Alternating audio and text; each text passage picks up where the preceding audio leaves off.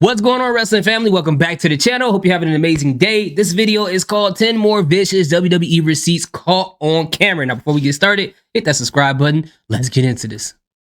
Receipts. They're a concept unique to the pro wrestling industry. In no other profession is it acceptable I remember to that. physically attack someone just for their incompetence. But in wrestling, punching someone if he was rocking his milk dud. It's very much encouraged. 9 times out of 10, stiff shots are accidental. But some wrestlers have a track record of being unsafe or unprofessional in the ring. And in this video, we'll be looking at times wrestlers have sent messages to their opponents with their fists. Here are more famous wrestling receipts, starting with... I don't know about you guys. This guy has like the perfect anime voice. Like he sounds like the, I don't want to call it generic, but like a stock anime voice. That's what he sounds like. Or kind of like the guy that says the next episode of Dragon Ball Z. I don't know. Maybe that's me. Jericho tells Tommy he's dreaming. Ooh. In the 2003 Royal Rumble, Tommy Dreamer showed up with a garbage can full of hardcore goodies. One of the weapons was a kendo stick, which Dreamer used to attack various superstars. Chris Jericho accidentally took a kendo shot right to the face, and it busted him open. Yeah, he got shot in the head. Third eye. Furious about this, Jericho gave a prone Dreamer one of the hardest kendo shots in the history of wrestling before tossing him out of the... That's PTSD right there, man. Because like back in the day when getting a whooping was legal, before they banished it in society, that reminds me when I was a kid and I pretended like I was asleep when I knew I was about to get a whooping that day and my dad didn't care. He gave me that wake up juice, like, pow, wake up. That's what happens. Ring. Diesel gives Virgil dangerous some times. elbows. Dang.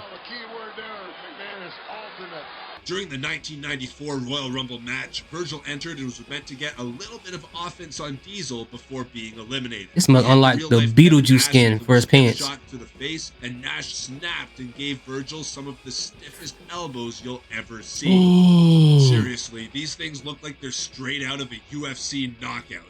Diesel then grabs Virgil and tosses him forcefully over the top rope. Arn Anderson. That boy had a headache, I know for a fact. Nash. Ooh, I remember that.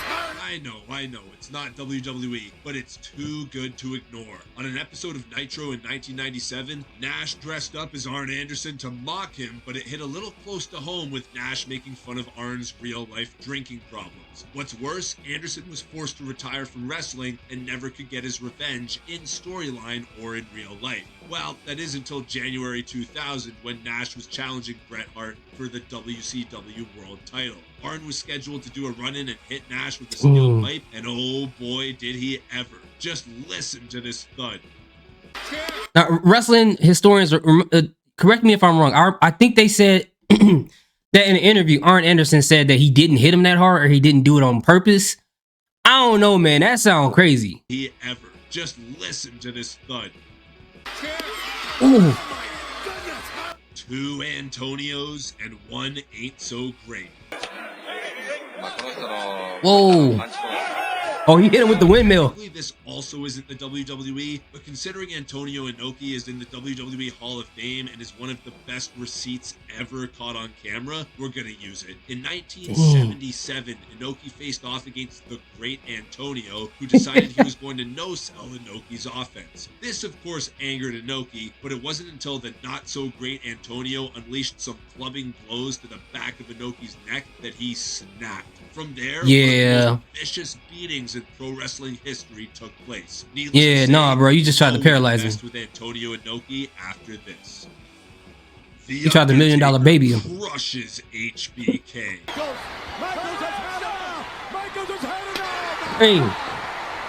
In 1997, The Undertaker had his best-to-date run with the world title ended after HBK cracked him with a chair in a match against Bret Hart. Losing the title was storyline, but HBK accidentally catching Taker with the edge of the chair rather than the soft middle part was not. He knew a receipt was due to him and voluntarily took a brutal chair shot from The Undertaker in their Hell in a Cell match later that year.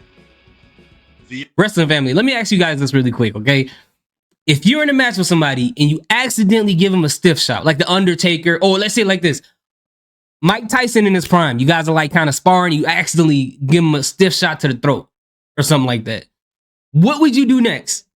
if you know that you gotta wrestle or box whoever that person in the future, what would you do? I know what I would do. Whatever those next times I have matches, I don't care if there's a live show or whatever with the Undertaker. For some reason, I'm missing. I'm like, hey, well, every time that you have a match with the Undertaker, you have diarrhea. I'm like, bro, I'm not trying to catch that receipt, bro. I don't want that receipt. Okay, you can keep it. I'm not returning nothing. I don't want nothing. Okay, because at that point, man, I don't know, man. I don't even want to know what the Undertaker's gonna do to me in the ring. I don't know. People might think that's scary, but it is what it is, bro. The Undertaker again. And he on here again. On an episode of Raw leading up to WrestleMania 32, Shane McMahon and The Undertaker had a little brawl. During it, Shane hit The Undertaker with a monitor a little too hard and busted open the dead man. Oh, Shane man. apologized backstage, with The Undertaker apparently telling him that his receipt was incoming. Fast forward to their Hell in a Cell match. In Shane's words, The Undertaker bear-pawed him with a monitor while they were on the outside. See? Rikishi rocks a jobber. Do much better. Haku missed Keish and hit the savant kick on Russ. Rikishi has always come across as a pretty cool guy in real life. What Yeah. may shock you is to find out that he was competing in WWE's developmental territory, HWA, back in 2001, and he completely lost it on jobber Russ McCullough. Russ held Rikishi as Haku came in to deliver a kick to Rikishi. The big man was supposed to move one way, but accidentally moved another and completely ate the kick from Haku. Rikishi blamed Russ for this and unleashed a barrage of chair shots that sent McCullough running to the back. He was never heard from again. He was never heard from again. What happened to him? What? Yo, I mean, I get it, bro. Because if anyone from the Samoan dynasty is mad at you, they got like their family tree is like 30 million people in wrestling, outside of wrestling, no matter what it is. So if you piss off one of them and they tell their family, you gonna be in John Wick 4, bro. You're not getting away from them. They popping up everywhere. I don't know if you guys ever saw the movie The Warriors. Oh yeah, it's gonna be like that. Ahmed Johnson drives his head through Farouk. What? When Farouk debuted, he ran in and kicked Ahmed Johnson so Yo, what is hard he wearing? injured his kidney and forced Ahmed onto the shelf for a month. Ahmed said that he felt like the kick was a shotgun blast and made a mental note to get his revenge at a later date. Several months later, Ahmed delivered a spinebuster to Farouk that doesn't look so bad to the untrained eye, but Ahmed said that he purposefully drove his head into Farouk's ribs and broke a few of them. Shawn Michaels curb stomps Vader for What could you say about that, man? Ooh!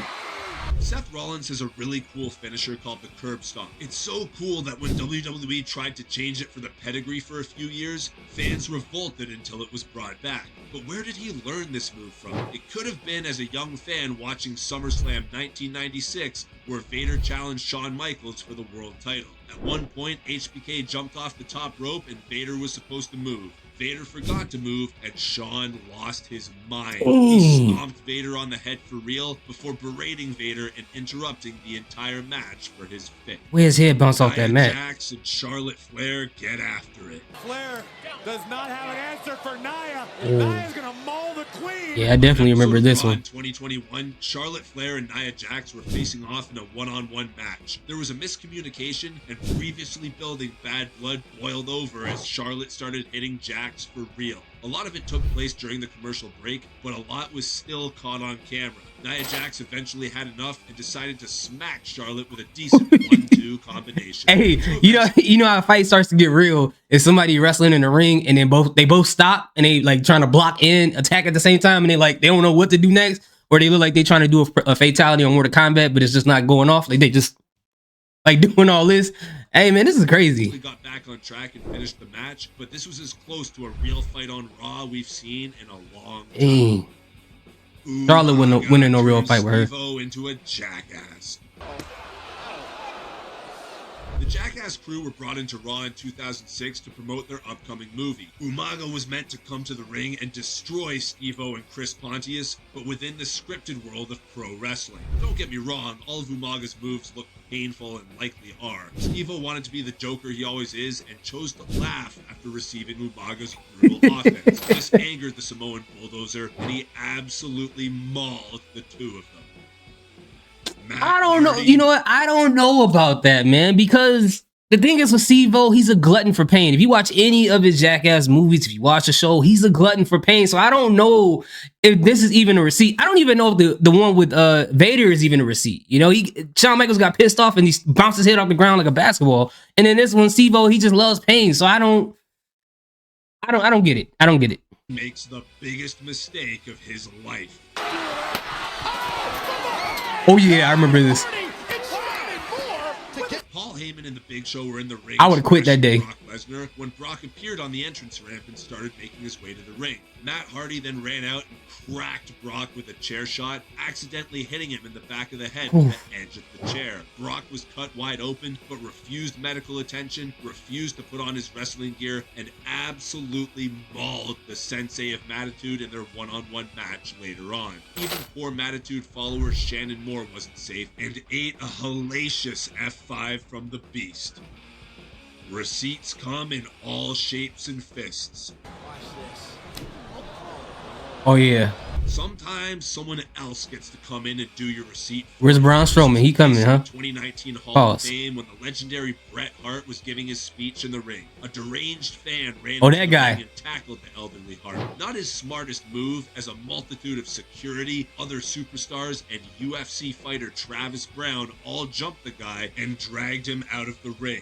Dash Wilder of the Revival saw his opportunity and delivered a stiff hook to the deranged fan, dropping him to the floor. Don't mess with the excellence of execution. That concludes your list of vicious WWE. I talked about that specific fan in a different video. I think it's called What Happened to the Most Hated Fans in WWE History or something like that. Go check it out. His situation is crazy, but it looks like this is the end of this video. But man, I don't know, man. I'll be scared to have to receive a receipt from Brock Lesnar, man. That's like back then. Right now, Brock Lesnar now, I still think he's dangerous, but I think he's calmed down a lot.